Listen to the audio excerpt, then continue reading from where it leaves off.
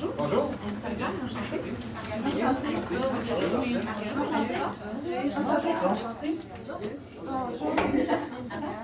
Je vais remettre le document, en fait, c'est plus pour la fin. On va vous demander de ne pas consulter pendant la présentation. Tout sera trop dans notre présentation. On va laisser ça pour vous parler. Bonjour.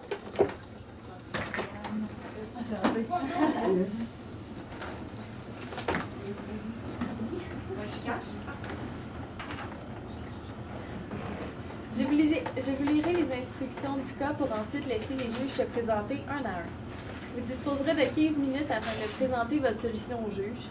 Le temps s'écoule à partir du moment où l'un des membres débute la présentation. Je vais vous montrer le temps qui reste à l'aide de cartons lorsqu'il vous restera 5 minutes de présentation, 2 minutes, 30 secondes, et pour les 10 dernières secondes, je vous les indiquerai à l'aide de mes doigts. Si un des membres de l'équipe continue à parler après la fin du décompte des 10 dernières secondes, des points vous seront enlevés. Le jury bénéficiera ensuite d'une période de 5 minutes de questions afin d'éclaircir certains éléments de votre présentation. Notez que lors de la période des questions, si un membre est en train de parler lorsque le temps est complètement écoulé, il sera autorisé de terminer sa réponse. Les juges peuvent maintenant se présenter. Bonjour, Daniel Lapalme, directeur service alimentaire. Bonjour, Émilie Gagné, chargée de projet marketing Couche-Tard. Bonjour, Jean-Philippe Ponton, gérant Catherine Couche-Tard pour le service alimentaire. Bonjour, Karine Grandmont, coordonnatrice marketing chez Couche-Tard. Bonjour, Claudine Tortrera, chargée d'enseignement à l'Université.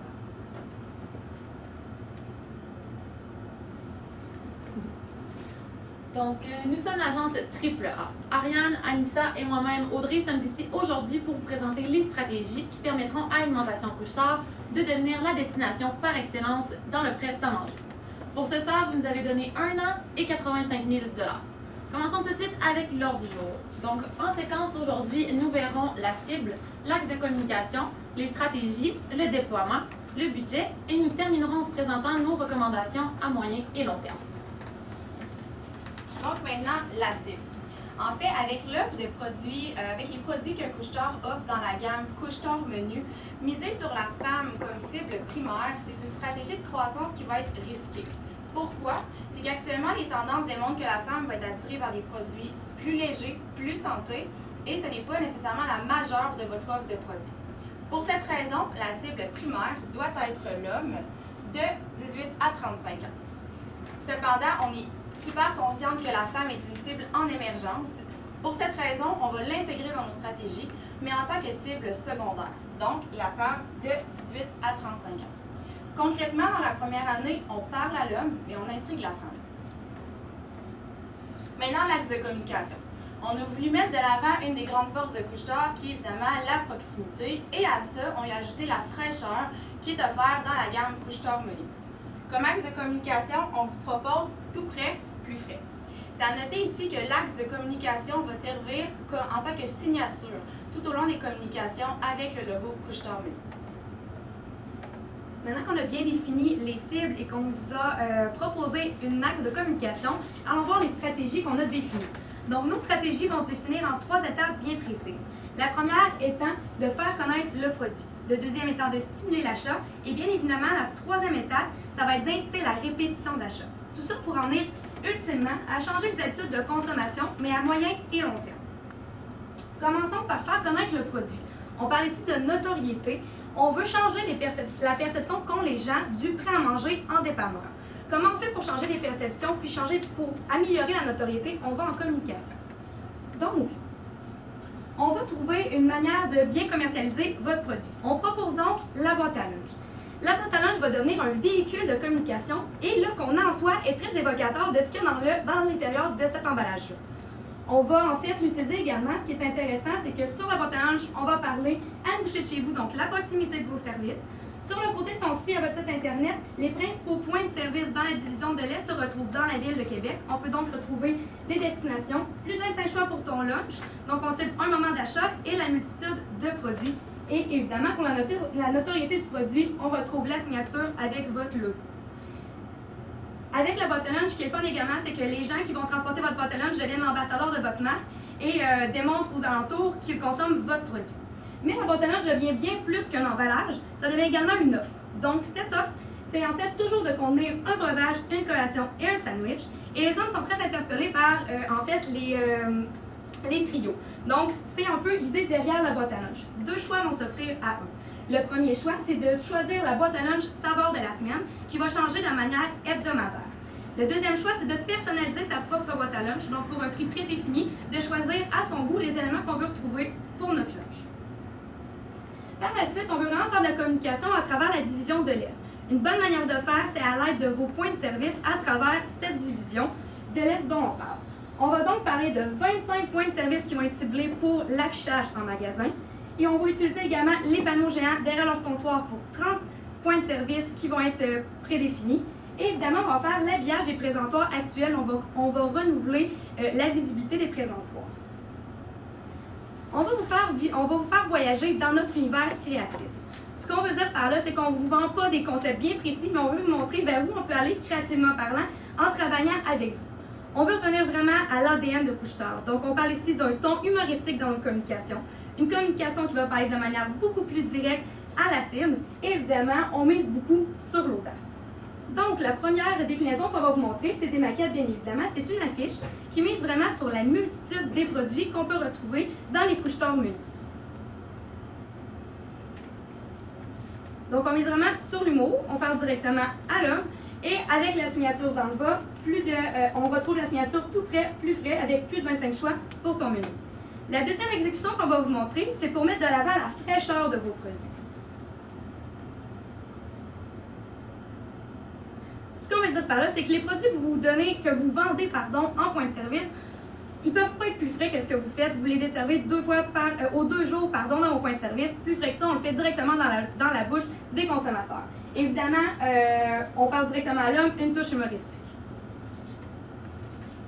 Les panneaux géants, pourquoi c'est incontournable? En fait, c'est un placement média qui vous appartient et il y a un taux d'exposition de 45 secondes à chaque visite dans votre dépanneur, ce qui est vraiment notable.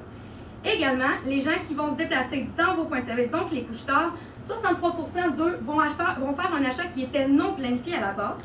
Et également, ça nous permet de mettre la marque Couche-Tard Menu dans le top of mind des consommateurs. Donc, voici une déclinaison simple de ce que pourrait avoir l'air le créatif, en fait, pour illustrer un petit peu mieux de quoi on parle. Bien évidemment, si on veut faire de la communication, on doit sortir des points de service. Donc, c'est pour ça qu'on vous propose de faire l'affichage sur les autobus. Et pourquoi les autobus? C'est bien simple, c'est que c'est un média qui est abordable, mais qui vient toucher une grande partie de la population également. Donc, on parle de 98% de la population qui va être touchée par votre publicité. On se propose un super panneau, mais ce qui est un panneau plus. Mais ce qui est intéressant avec ça, c'est qu'il y a possibilité de faire de la créativité média. En faisant ça, ça nous permet en fait d'être encore plus audacieux et d'attirer davantage l'information, l'attention des gens sur nos communications. On va évidemment, étant donné qu'on est dans la ville de Québec, travailler avec le réseau RTC, ce qui nous permet de faire une sélection stratégique des trajets pour passer à des endroits où il y a une population abondante et évidemment à proximité des points de service qui desservent le Couche-Tard Menu. Maintenant, pour ce qui est de la deuxième étape de notre stratégie, qui est de stimuler l'achat. Donc, bien que vous soyez connu par plus de 98% de la population québécoise et que vous soyez dans l'ensemble évoqué de 67% de cette population-là, il faut être en mesure d'aller rejoindre les bonnes personnes pour faire connaître et bien vendre les produits Couche-Tard Menu. Pour ce faire, pourquoi ne pas être présent au plus grand festival de musique en Amérique du Nord, soit le Festival d'été de Québec? Le Festival d'été de Québec, ce que c'est 11 jours d'événements qui va rejoindre plus de 64% des résidents locaux et plus de un quart des adultes de la région de Québec ont déjà assisté au festival d'été. En fait, ce que ça va vous permettre, oui, c'est un excellent moyen d'aller rejoindre beaucoup de personnes, mais c'est une opportunité pour vous d'aller rejoindre votre cible primaire et secondaire en provoquant un premier achat facile puisqu'ils sont dans une situation de besoin. Quand on parle d'une situation de besoin, on le sait pendant le festival, les terrasses sont pleines, les restaurants sont bondés, donc c'est là que vous faites votre entrée avec le Couche-Tard mobile. Le Couche-Tard mobile, ça se trouve être une occasion pour vous de vendre vos produits, mais c'est aussi une opportunité de vendre l'expérience Couche-Tard Menu en ayant un concept basé sur des forces comme la proximité, la rapidité et les prix abordables. Donc, le Couche-Tard mobile, ce que c'est en fait, c'est un kiosque. Un kiosque dans lequel vous vendez vos produits Couche-Tard Menu, mais vous offrez aussi des produits complémentaires. C'est aussi avec le Couche-Tard mobile qu'il faut mettre de l'avant les boîtes à lunch. Les boîtes à lunch, c'est un outil pratique et malléable qui va permettre aux festivaliers de se procurer un repas frais abordable et rapidement pour aller attendre le début des spectacles sur le site. Donc aussi, il ne faut pas oublier, dans toute notre campagne de communication présentement, on a mis de l'avant la fraîcheur. Donc dans le kiosque, on installe des diffuseurs d'air frais et aussi pourquoi ne pas vendre un produit qui est fort chez vous, soit la slush, pour aller chercher une clientèle un peu plus jeune et aller aussi rechercher les familles. Maintenant, puisque vous êtes déplacés, vous êtes allés sur le terrain, vous êtes allés rejoindre les consommateurs, il faut même maintenant les amener à vous. Pour ce faire, il y a la distribution de cartes cadeaux d'une valeur de 5 $ avec tout achat de boîte à lunch jusqu'à concurrence de 50 cartes par jour. Ce que ça va avoir pour effet, cet incitatif-là, en fait, c'est vraiment d'augmenter le trafic en succursale et d'augmenter les ventes. Pour ce qui est maintenant de la radio, c'est un média de masse qui va vraiment aller rejoindre beaucoup de gens. Pour aller rejoindre la cible primaire et secondaire, les deux stations qu'on a sélectionnées, c'est le 98.1 pour la cible primaire et pour les deux cibles, le 91.9. Ce qu'on veut avec ce message-là, c'est que ce soit un message qui soit teinté d'humour pour, encore une fois, respecter l'ADN de Couche-Tard, mais aussi on veut un message qui va inciter à passer à l'achat et on diffuse pendant les émissions du matin pour rappeler la présence de Couche-Tard Menu pour que les gens pensent à vous quand ils vont chercher leur dîner ou leur souper. Pour ce qui est des promotions en lieu de vente, donc Anissa vous a présenté un petit peu plus tôt des concepts, des maquettes. Présentement, c'est la deuxième phase des concepts. On renouvelle le visuel, on renouvelle le créatif et on veut que le message, encore une fois, soit teinté d'humour, mais aussi qu'il incite à l'achat. Maintenant qu'on a stimulé l'achat, c'est important de le répéter. Mais comment on fait pour inciter la répétition d'achat? C'est simple, on vous propose le concours boîte à lunch.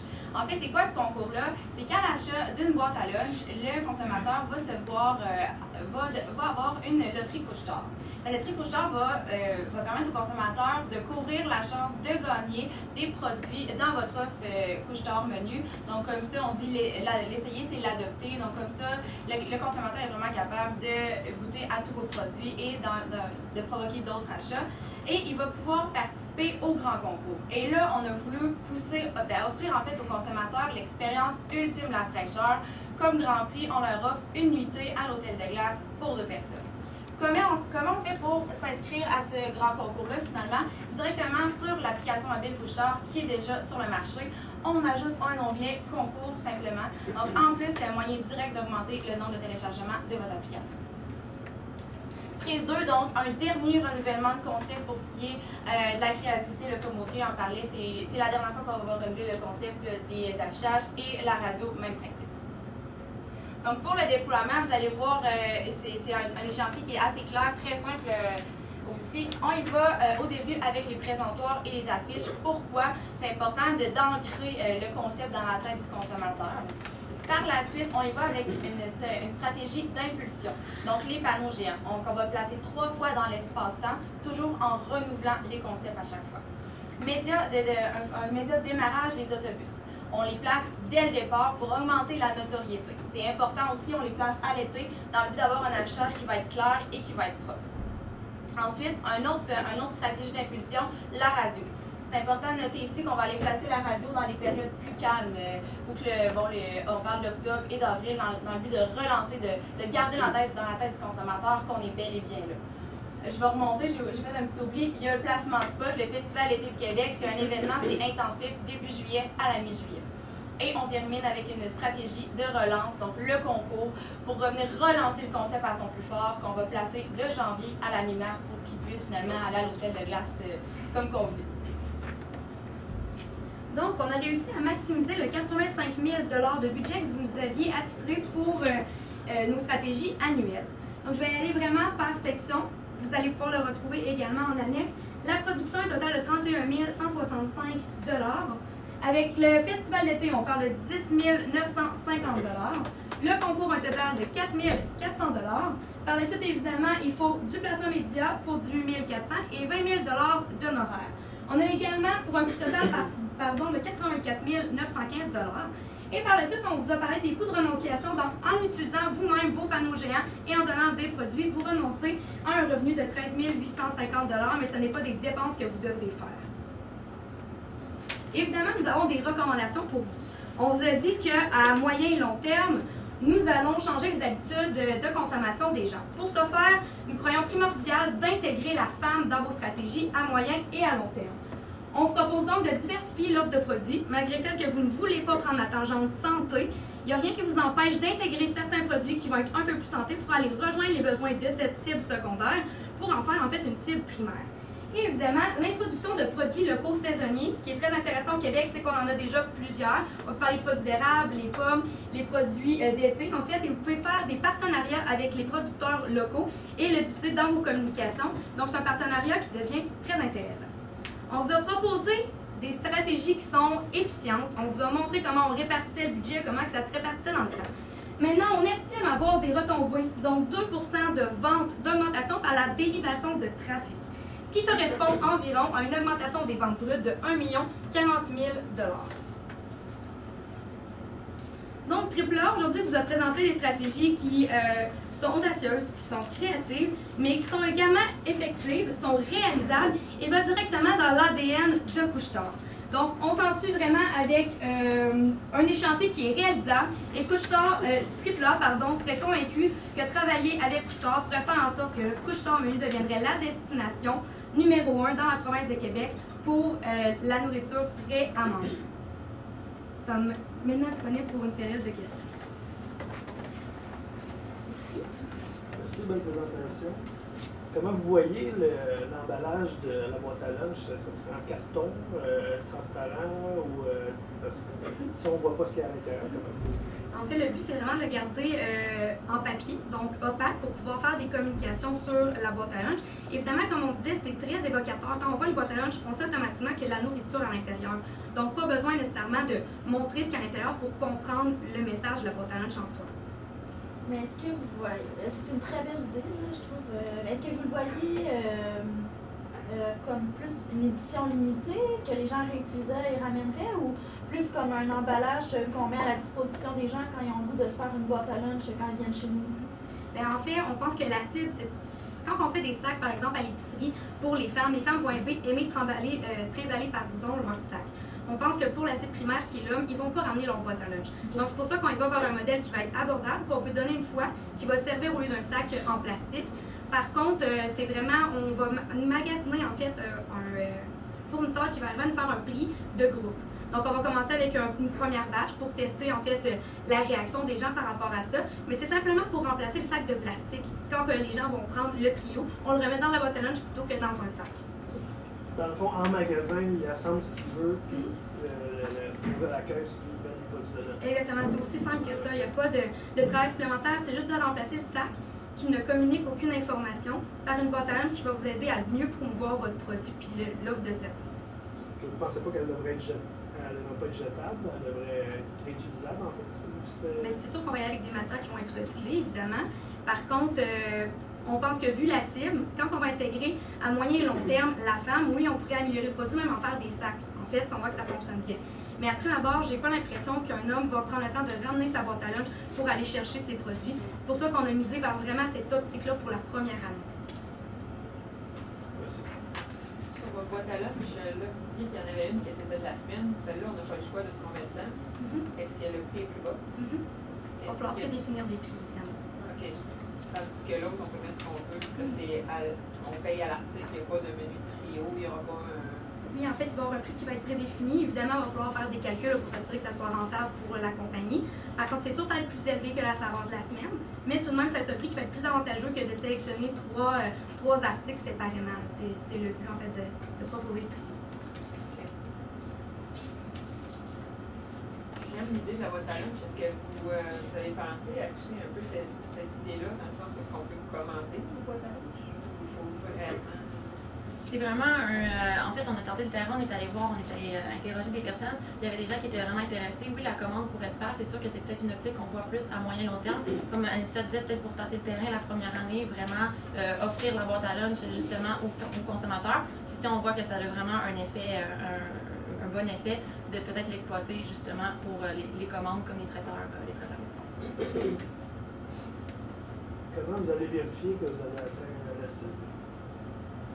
Bien, en fait, ça va être vérifiable par rapport au nombre de boîtes à lunch, évidemment, qu'on va avoir vendues, pour voir si vraiment l'homme a participé avec la participation au concours, le téléchargement. Bon, il va falloir qu'il rentre, évidemment, homme-femme. Donc, de cette manière-là, on va être capable de le mesurer. On parle du Festival d'été de Québec. Il y aurait peut-être moyen aussi d'intégrer, moyen d'intégrer quel type de consommateur es-tu quand on achète la boîte à lunch et vraiment pour pouvoir rejoindre vraiment quelle cible, ça serait d'intégrer ça. Bien évidemment, à la fin d'une stratégie comme ça, c'est important de prendre le temps d'analyser la dernière année, de faire le point pour être capable de bien adapter la suite de nos stratégies pour la seconde année. Là. Tu prends encore du temps. Oui, c'est encore une minute. Moi, j'aurais une question au niveau justement du Festival d'été de Québec. Je trouve ça intéressant, mais j'aimerais ça que vous précisiez parce qu'on sait que le commerce mobile au niveau de la restauration, c'est interdit. Donc là, vous allez vous associer au Festival d'été de Québec. Donc là, il va falloir prévoir un budget plus grand. Oui, ce qu'on pensait, c'est vraiment en termes de partenariat. On sait que le Festival d'été fait des partenariats avec de grandes entreprises. Donc, c'est sûr qu'il va falloir envisager probablement de se joindre avec le Festival d'été. Ce que ça peut amener, c'est aussi un excellent, comme on sait que vous êtes présentement à la voix. Ce qu'on voulait, c'est s'inspirer de ça et vraiment pouvoir, bien entendu, créer un partenariat avec le Festival d'été. Pour justement, c'est sûr, ça va peut-être créer des frais de plus, mais peut-être qu'il y a possibilité aussi au niveau partenariat, au niveau visibilité et tout, de créer une entente commune. Ça, vous ne l'avez pas considéré dans votre budget? Non, on ne l'a pas considéré. La période de questions est maintenant terminée. Merci beaucoup. Merci. Et ça fait Merci beaucoup de votre présentation. Merci.